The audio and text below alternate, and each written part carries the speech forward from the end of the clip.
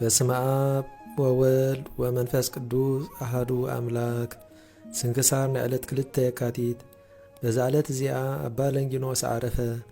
ንሱ ኣበ ምኔት ናይ ደብረ ዝጋግ ኣብ ምእተዊ ሃገረ እስክንድርያ ትርከብ እዩ።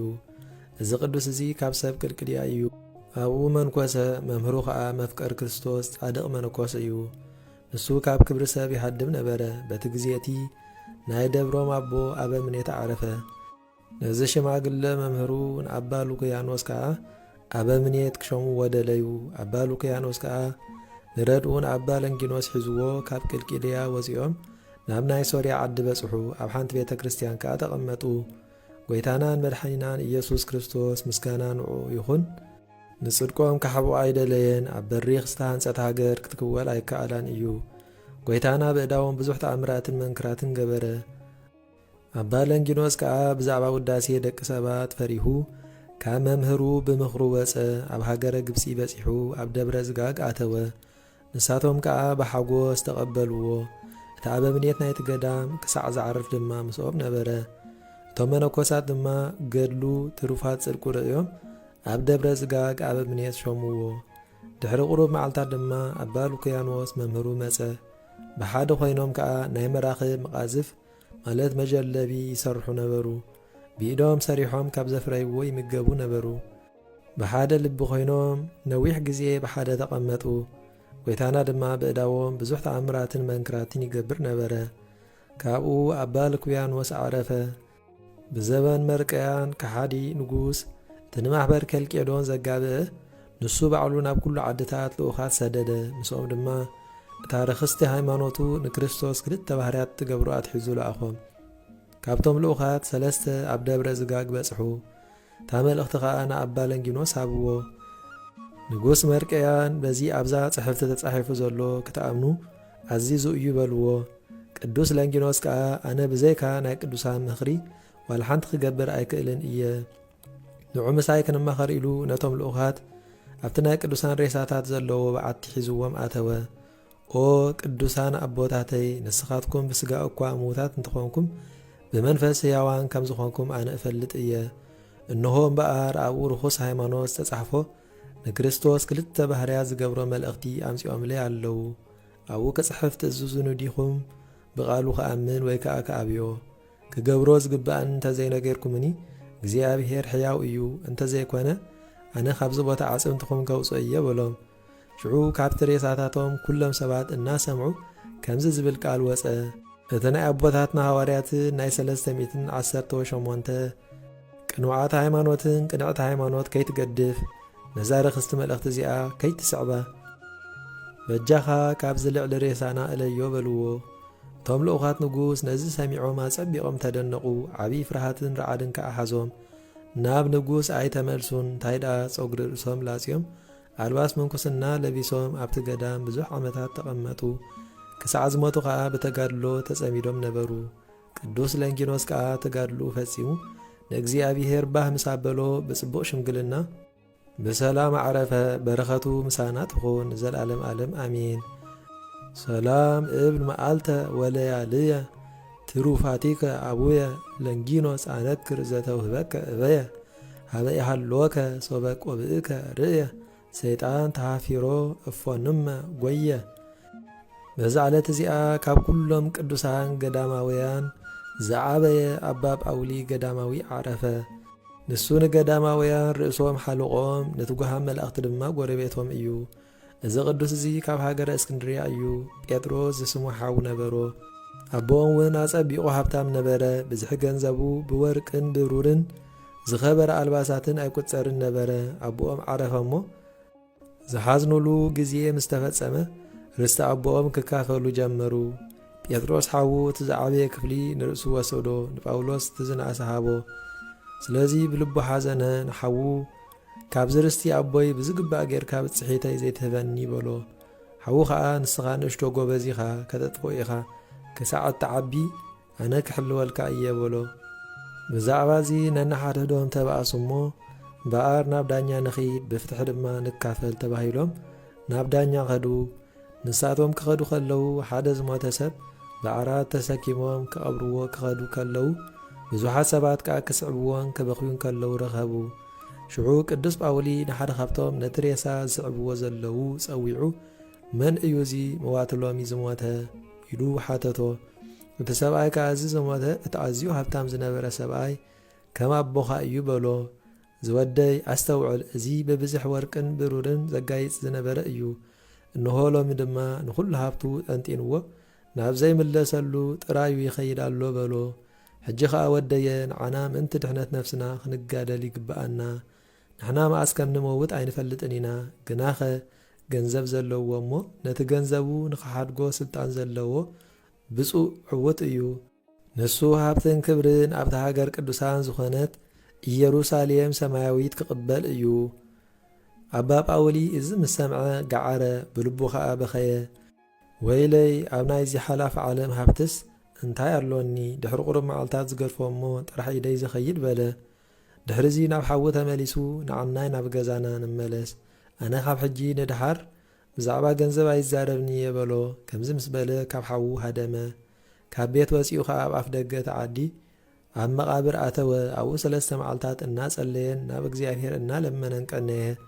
ክኸዶ ዝግብኦ መንገዲ ክመርሖ ድማ ንእግዚኣብሔር ለመነ። ሓዉ ጴጥሮስ ከዓ ኣብ ኩሉ ዓድታት ክደልዮ ኮለል በሎ እሞ ግናኸ ኣይረኸቦን። ምሳኣነ ኸዓ ብኡ ዓብዪ ሓዘን ሓዘነ። ቅዱስ ኣባ ጳውሊ ግና 3 መዓልትን 3 ለይትን ኣብቲ መቓብር ክጸንሕ ከሎ ብልዕ ኾነ መስተ ኣይዘከረን። ፍርሓት ኮነ ድንጋፄ እውን ኣይተሰምዖን። ምኽንያቱ ኣምላኻዊት ሓይሊ ትሕልወን ተጽልሎን ነበረት። ኣብ 4ይ መዓልቲ እግዚኣብሔር ናብኡ መልኣኹ ልኢኹ ካብኡ መንጤሉ ናብ በረኻ ወሰዶ እሞ ብወገን ምብራቕ ኣብቲ ፈልፋለ ማይ ዘለዎ ቦታ ኣንበሮ። እቲ መልኣኽ ሰላም ኢልዎ ድማ ንሰማይ ዓረገ። ኣባ ጳውሊ ኸዓ ጐዳጕዲ ናይ ኣራዊት ረኸበ እሞ ኣብኣቶም ኣተወ። ክዳኑ ኸዓ ካብ ቆጽሊ ሆሳእና ገበረ። ኦ ጐይታ ኢየሱስ ክርስቶስ ወዲ ሕያው እግዚኣብሔር ካብቲ ምሕረት ዘይብሉ ኢድ ጸላኢ ሓልወንን ኣድሕነንን እናበለ ጸለየ። ተጋድሎይ ክሳዕ ዝፍጽም ከዓ ብምሕረት ከዓ ኣጽንዓኒ። ኦ ንጉስ ኩሉ ዓለም ሓይልን ክብርን ምስጋናን ንዘለኣለም ዓለም ናትካ እዩ በለ። ኣብታ በዓቲ እቲኣ 80 ዓመት ተቐመጠ። ሰብ ዝበሃል ፈጺሙ ርእዩ ኣይፈልጥን። ልብሱ ካብ ቆጽሊ ሆሳእና ነበረ። ጐይታ ኸዓ ምሸት ምሸት ሓደ ኳኽ ንብፁዕ ጳውሊ መግቡ ፍርቅን ጌራ ኣትሒዙ ይልእኸሉ ነበረ። እግዚኣብሔር ቅዱስንኡን ጽድቁን ክገልጸሉ ምስ ደለየ ናብ ዓብዪ ኣቦ ኣባ አንጦንዮስ መልኣኹ ለኣኸ። ንሱ ኣባ አንጦንዮስ ብዘይኩኡ ኣብቲ በረኻ ቅድሚኡ ዘሎ ኣይመስሎን ነበረ። እቲ መልኣኽ ከዓ ናብቲ ውሽጢ ገዳም ካብቲ ዘለኻዮ መንገዲ 2 መዓልቲ ዝኸውን ኪድ። ኣብኡ ከዓ 70 ዓለም ከም ሓንቲ ካብ ጸጉሪ ርእሱ ክኾኑ ዘይክእሉ ሰብኣይ ኣሎ። ብጸሎቱ ነዚ ጻድቕ ዓለም ቀንዐ፣ ምድሪ ፍርኣ ሃበት። ምእንትኡ ኣብ ምድሪ ጠሊ ይወርድ ኣሎ፣ ፀሓይ ካብ ጻድቃንን ሓጥኣንን ይበርቕ ኣሎ በሎ። ሽዑ ኣባ አንጦኒ ቃል ጐይታ ኣሚኑ ናብ ማእከል ገዳም ኣቢሉ ከደ። ጐይታ ኸዓ መንገዱ ይጸርገሉ ነበረ። ኣብኡ ኸዓ ምስ ናይ ብዙሕ ኣራዊት 10 ሰብ ረኸበ። ኣብ በዓቲ እቲ ቅዱስ ክሳዕ ዝበጽሕ ድማ ነቲ 10 ሒዙ ተመላለሰ። ሽዑ ንቅዱስ ኣባ ጳውሊ ክዝምር ከሎ ሰምዖ። ኣባ አንጦንዮስ ከዓ እምኒ ኣልዒሉ ነቲ በዓቱ ካሕኩሖ። ኣባ ጳውሊ ኸዓ ነቲ ምኹሕኳሕ ምስ ሰምዐ እዚ ናይ ሰይጣን ግብሪ እዩ ኢሉ ሓሰበ። መሊሱ ዓብዪ እምኒ ኣልዒሉ ኣብ ኣፍ ማዕጾ በዓቱ ኣቐመጦ። አንጦንዮስ ከዓ ዓዊሉ ደልየ ኣይተዋህበንን፣ ለሚነ ኣይረኸብኩን፣ ኳሕኩሔ ኣይተኸፍተለይን በለ። ሽዑ ከፈተሉ እሞ ኣእተዎ። ብመንፈሳዊ ሰላምታ ከዓ ተሰዓዓሙ። ብሓደ ጸልዮም ድማ ተቐመጡ። አንጦንዮስ ከዓ ኦ ኣቦየ መን እዩ ስምካ በሎ። እቲ ሽማግለ ድማ መለሰ እሞ ንስኻ ስመይ ዘይትፈልጥ እንተኾንካ ደኣ ንምንታይ ኣብዚ ቦታ ኰለል ኣበለካ በሎ። በታ ሰዓት እቲኣ እግዚኣብሔር ልቢ አንጦንዮስ ከፈተ እሞ ኣነስ ብፁዕ እየ ንጳውሎስ ገዳማዊ ንኽርኢ ዝዓደለኒ በለ። ዕቤት እግዚኣብሔር ክዘራረቡ ከለዉ ኣጋምሸት ምስ ኮነ እቲ ኳኽ መጺኡ ሓንቲ ምልእትን ጌራ ደርበየሉ። ሽዑ ኣባ ጳውሊ ንኣባ አንጦንዮስ ንስኻ ባርያ እግዚኣብሔር ከም ዝኾንካ ሕጂ ፈሊጠ። ኣብዚ ገዳም እዚ ክሳዕ ሎሚ 80 ዓመት ተቐሚጠ። እግዚኣብሔር ከዓ ኩሉ መዓልቲ ፍርቂ ሕብስቲ ይልእከለይ፣ ሎሚ ከዓ ንዓኻ መግቢ ኢሉ ምሉእን ጌራ ለኣኸለይ በሎ። ድሕሪዚ ተንሲኦም ክሳዕ ኮኸብ ድራር ዝርአ ሓቢሮም ጸለዩ። ክሳዕ ኣጋ ጽባሕ ከዓ ንእግዚኣብሔር ኣመስገንዎ። ኣጋ ጽባሕ ኮይኑ ብርሃን ምስ ረኣዩ ሰላም ተባሃሉ። እንጦንዮስ ከዓ ኦ ኣቦየ በዚ ኩሉ ዓመታት ክትቅመጥ ከለኻስ ምስጢራተ ቅድሳት ማለት ቅዱስ ቁርባን ካበይ ትቕበል በሎ። ጳውሎ ከዓ እግዚኣብሔር መልኣኹ ልኢኹ ዕለተ ቀዳምን ዕለተ እሁድን ኩሉ ግዜ ይቐብለኒ እዩ በሎ።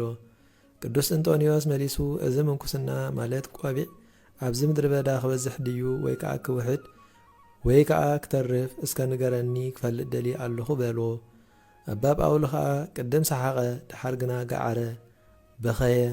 ኣባ እንጦንዮስ ከዓ ከምዚ ክብል ሓተቶ ኦ ኣቦየ እንታይ ርኢኻ ምስ ሰሓቕካ ኣነ እውን ሰሓቕኩ ተሓጐስኩ ምስ ገዓርካ ኣነ ከዓ ሓዘንኩ በሎ። ኦ እንጦኒ ወደይ ቅድም ከም ሕብሪ ፀሓይ ዝበሉ ረጋቢት መጺኦም ረኣኹ ነቲ ዘረኣየኒ ከዓ እዚኦም በዓል መን እዮም በልክዎ። ንሱ ከዓ እዚኣቶም መምህራን ሕያዎት መነኮሳት እዮም በለኒ። መሊሶም ካልኣይ ከም ሓዊ ዘሕብሮም መጹ እዚኣቶም ከዓ ድልየቶም ክገጥኡ ዝኽእሉ ደቆም ኣርድእቲ እዮም በለኒ። ሳልሳይ ከዓ ከም ወርሒ ዝሕብሮም መጹ ንሳቶም ከዓ ቅድስና ዘለዎም መምህራን እዮም ግን ከ ጽድቂ ማለት ትሩፋት የብሎምን በለኒ። ረብዓይ ግዜ ከም ሓመድ ዝሕብሮም መጹ እዚኣቶም ከዓ ካብ ግብሪ ጽድቂ ገለ ዘይብሎም እዮም በለኒ። ሓምሻይ ግዜ ከዓ ከም ሓመልማል ማለት ቀጠልያ ዝሕብሮም መጹ ንሳቶም ከዓ ነብሶም ንስጋዊ ጥቕሚ ዝሸጡ ዓለም ዝወሓጦም እዮም በለኒ በሎ። ኦ ወደየ እዞም ገዳማትን ኣድባራትን ናይዞም ጸዓዱ ረጋቢት ሰፈር ክኾኑ እዮም። ንሳቶም ከዓ ቅዱሳን ደቀኻ እዮም። እግዚኣብሔር ነቶም ሕሩያቱ ካብ ኩሉ ቦታ ክእክቦም እዩ። እዚ ስም እዚ እቲ ዝተሓድየ ክሓልፍ እዩ። ስሞም መነኮሳት ክበሃሉ እዮም። ብዙሕ መዋእል ክሕጐሱ እዮም። እግዚኣብሔር ከዓ ቅድሚት መከራ ከግዕዞም እዩ። ድሕሪኦም ከዓ ዘይሰምዑ ንመምህራኖም ዘይእዘዙ ንድሕነት ነፍሶም ኢሎም ለይቲ ዘይተግሁ ትውልዲ ክትንስኡ እዮም። ሽዑ እግዚኣብሔር ኣብ ገዳማትን ኣድባራትን ክቁጣዕ እዩ ካዕንዎም እዩ። ልቢ ዘይብሎም ሕጊ ዘይብሎም ዓለውቲ ህዝቢ ከተንስእ እዩ። ነቶም ኣድባራትን ገዳማትን ከዓ ዑና ክገብርዎም እዮም። እዚ ከዓ ብዙሕ ዓመታት እዩ። እንተኾነ ናይቶም ቅዱሳን መዘከርታ ኣይሓልፍን እዩ ኣይርስዓን እዩ። እግዚኣብሔር ካብ ልቢ ካልኦት ሰባት ርህራሄ ክእቱ እዩ።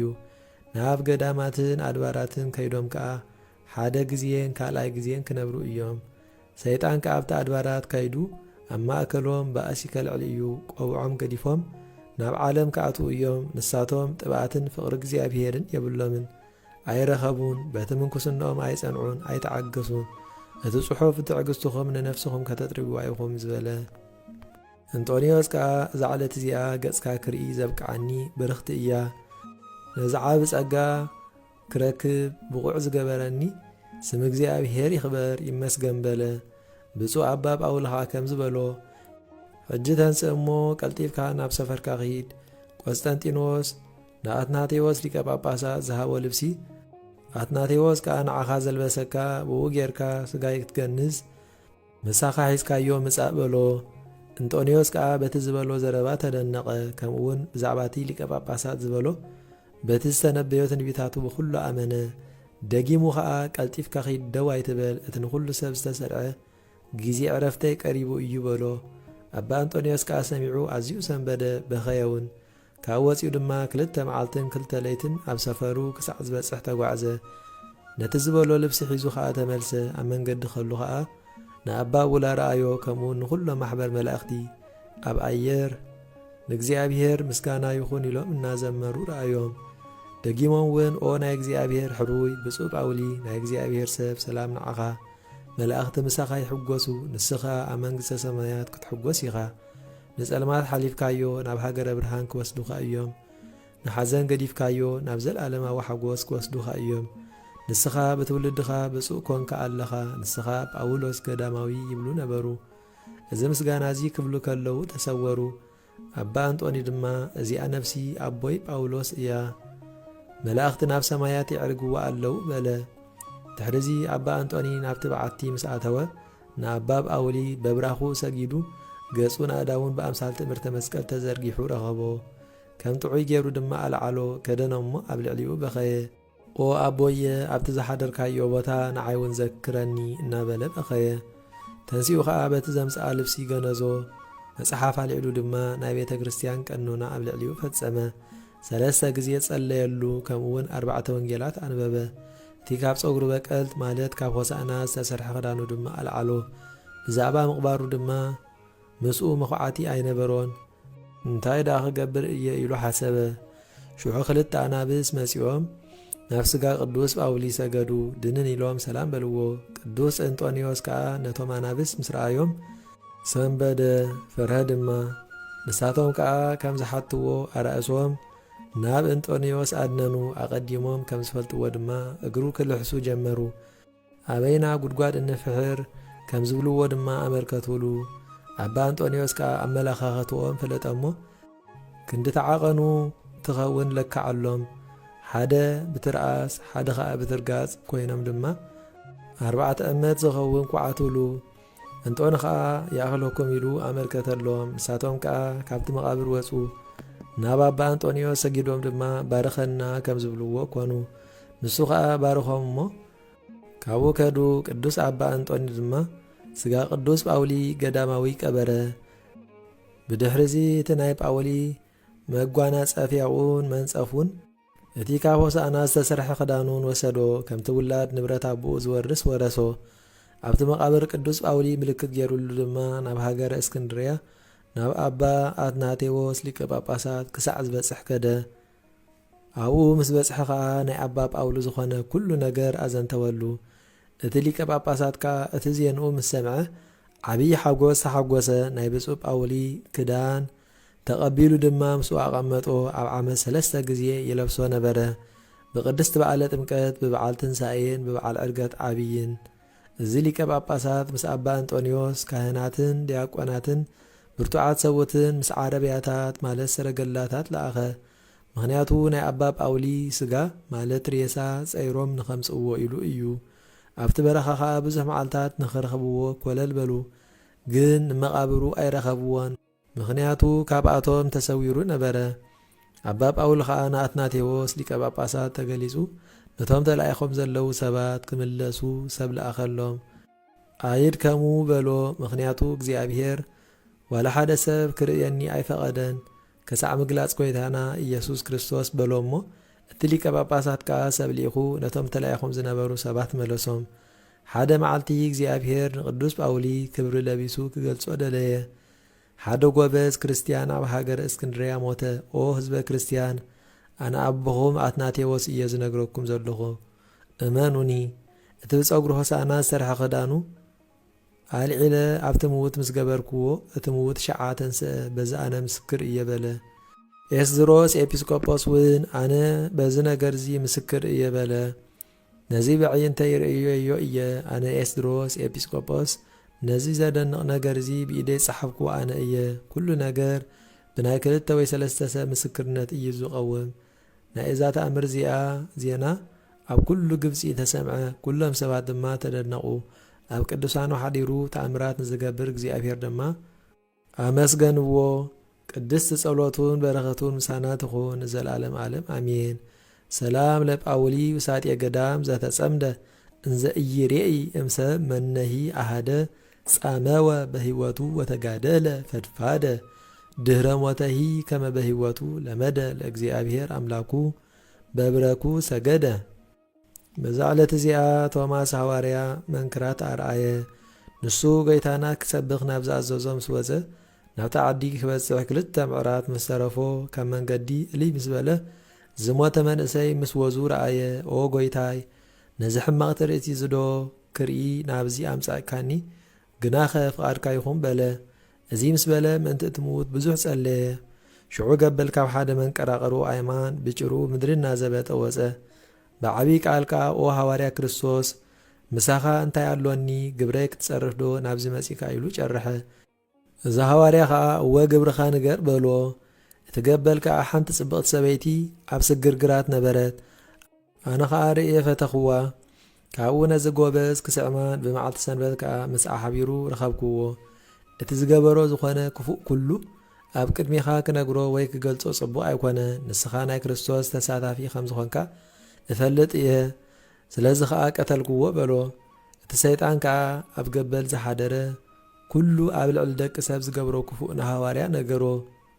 እዚ ሃዋርያ ነቲ ገበል ሕንዙ ካብቲ ሰብኣይ ክወስዶ بسم ኢየሱስ ክርስቶስ አውገዞ ንሱ ኸዓ ሕንዙ ወሰዶ ሽዑ ተነፊዑ ተጨዲዱ ሞተ እቲ ሞይቱ ዝግነበረ ጎበዝ ድማ ተንስአ ነጢሩ ኸዓ ንሐዋርያ ቶማስ ኣብ እግሩ ሓቂፉ ሰገደሉ ኣብዚ ቦታ ነቶም ኣህዛብ ኣእመኖም ቤተ ክርስቲያን ከዓ ሃነጸ ካብኡ ዝሐዋርያ ምስቲ ካብ ሙታን ዘተንስኦ ጎበዝ ናብቲ ዓዲ ኣተወ ምስቶም ኣህዛብ ኣብቲ ቦታ ክዛረብ ከሎ ሓደ ዕሉ ኣድጊ መጺኡ ኣብ ቅድሚ ዝሐዋርያ ቆመ ኣፉ ኸፊቱ ድማ ኦ ንክርስቶስ ጽሙዱ ኣገልጋሊኡ ንልዑል ሐዋርያኡ ሕቡኣት እትፈልጥ ምስ ወዲ እግዚኣብሔር ብኣገልግሎት ሕብረት ዘሎካ ንዓ ናብቲ ኣምላኽ ዝለኣኸካ ተመለስ ኣብ ልዕለይ ተወጣሕ ናብቲ ዓዲ ክሳብ እትኣቱ ዓርፍ በለ ሐዋርያ ቶማስ ከዓ ሰሚዑ ኣጸቢቑ ተደነቐ ንእግዚኣብሔር ከዓ መስገኖ ነቲ ኣድጊ ከዓ ክንድዚ ዝኸውን ምስጢራት እትዛረብሲ ካበየናይ ወገን ኢኻ በሎ ንሱ ከዓ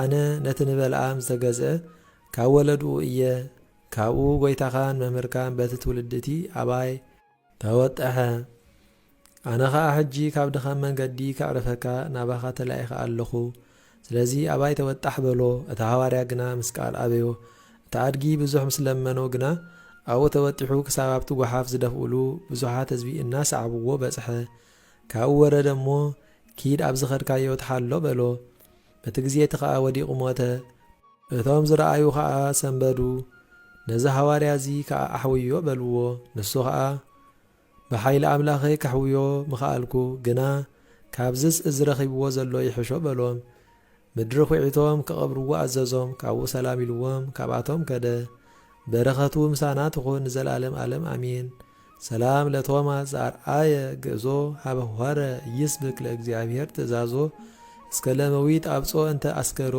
አስቆዘዞ ለከይሲ ርጉም በስመ ኢየሱስ አውገዞ እምላይ ለብእሲ ምውት ከመይንሳ ህምዞ ምስጋና ንአብን ወልድን መንፈስ ቅዱስን ሎምን ኩሉ ሰዓን ዘለዓለም ዓለም ይኹን። ስንክሳር ንዕለት 2 የካቲት ተፈጸመ።